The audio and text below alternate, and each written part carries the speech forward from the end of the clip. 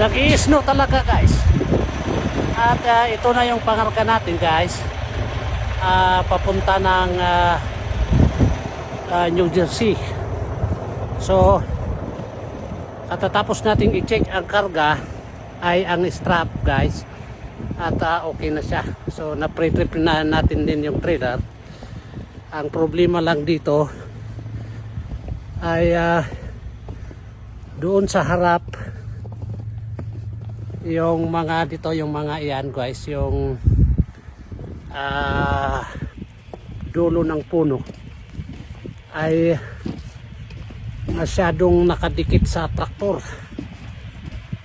Ang problema natin sa US, makikipot ang kanto, baka mamaya sasagi siya. So tignan nyo guys, very close, parang close band.